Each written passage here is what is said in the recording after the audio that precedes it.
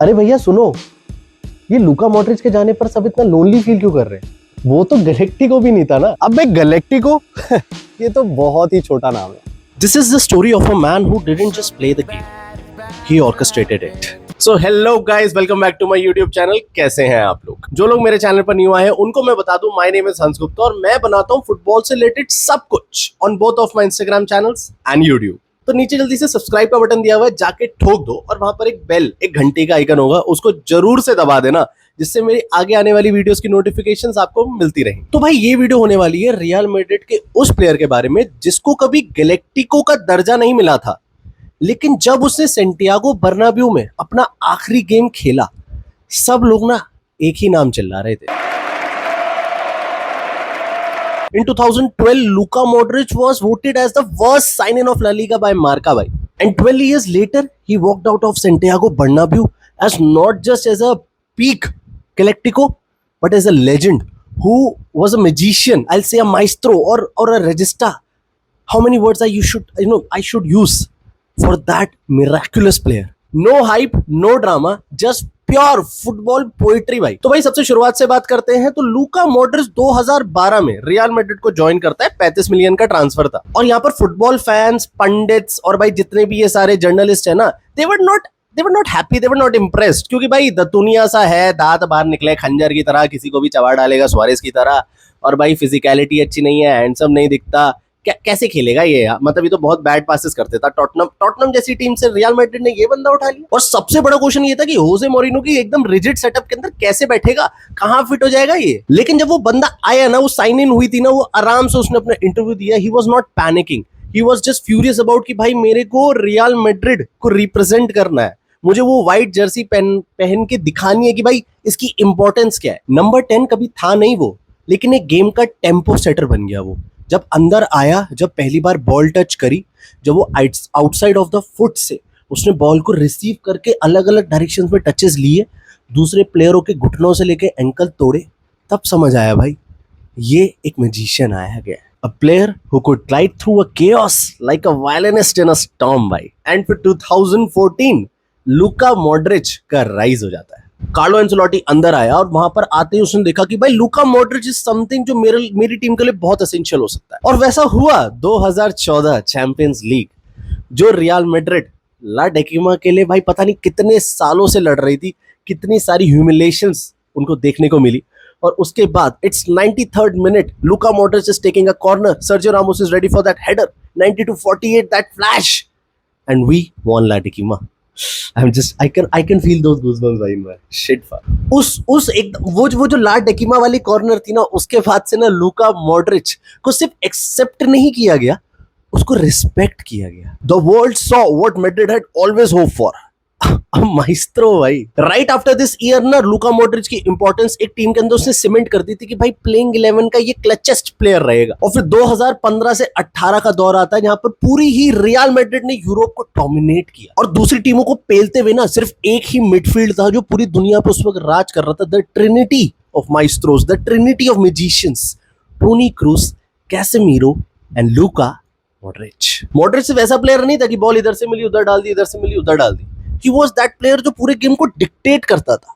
He was the one जिसने Merlin जीता भाई। एक डीजे की तरह ना पूरे क्राउड को नचा देता था। वो एक बंदा था जो पूरे एक गेम को कंट्रोल कर देता था बॉल के साथ। एक ऑरा होता है ना, ऑरा फार्मिंग, भाई उस बच्चे की बोर्ड पे खड़े होकर उतनी नहीं है जब लूका मॉड्रिच अपने बाल सेट करते हुए अंदर घुसता था। अब थोड़ा सा स्टैट्स के ऊपर बात कर लेते हैं तो भाई 597 appearances, 47,000 minutes, 842 chances created, and a club record 28 trophies, including six Champions League. Something which is like, this is a number which is greater than most of a club जिसने पूरी अपनी हिस्ट्री में चैंपियंस लीग जीती है। And I'm not targeting it। ये कोई galactico 1.2, 2.2, 3.0 के number नहीं है, ये इमॉर्टैलिटी के नंबर्स है गाइस। इसके बाद एक दौर वो आया जहां पर रोनाल्डो 2018 में भाई रोड टू क्विफ के बाद भाई टनल से वॉक करते हुए जाता है, सारे फैंस खुश होकर सो रहे हैं कि भाई क्या क्या नाइट थी भाई, क्या चैंपियंस लीग जीत गए भाई। और उसके बाद हम अगले दिन सुबह देखते हैं यूवेंटस का हेयर वीगो हो चुका है, हमारे जूता खुल चुके हैं कि भाई अब टीम को कौन संभालेगा, who will be the one standing as the leader for the team. Will that be Ramos? Will that be Toni Kroos? Will that be Casemiro? But no भाई 2018 वाला फीफा वर्ल्ड कप का year था ना, और भाई वहां पर जब क्रोएशिया फाइनल्स तक गई ना, Luka Modric was the one who led the team there he became that leader, that captain. He won Ballon d'Or dominating. उस डोमिनेटिंग एरा जो था ना मेसी और रोनाल्डो का, वहां पर उसने उस टाइम पे बैलन डी और खींच लिया. बंदे ने पता कभी चिल्लाया नहीं, सिर्फ शो करा, सिर्फ गेम में दिखाया अपना ऑरा. बंदे की गेम की आईक्यू की बात करो, is more than I will say 90% of football players in the current time playing football. बंदे का ग्रेस, बंदे की ग्रिट, बंदे का खेलने का स्टाइल, बंदे का दौड़ने का स्टाइल. आज 39 इयर्स में जब उसने लास्ट गेम अगेंस्ट पीएसजी खेला था ना, I was literally feeling that कि भाई still Nuno Mendes, Akraf Hakimi, Vitinha, Fabian Ruiz, João Neves, you cannot even come close to Luka Modric भाई. You cannot even come close and mark him guys. अब individual trophies की बात करूं तो बैलन d'Or 2018, best FIFA men's player 2018, UEFA player of the year, और 6 time FIFA pro world 11 में आ चुका है वो भाई. And not to forget, he represented Croatia and 12 times he was the Croatian player of the year. और यहाँ पर ये मत सोचना कि भाई ऐसे कौन ही लोग थे, ऐसे कौन ही प्लेयर्स थे जो उसको कंपटीशन देते क्रोएशिया से.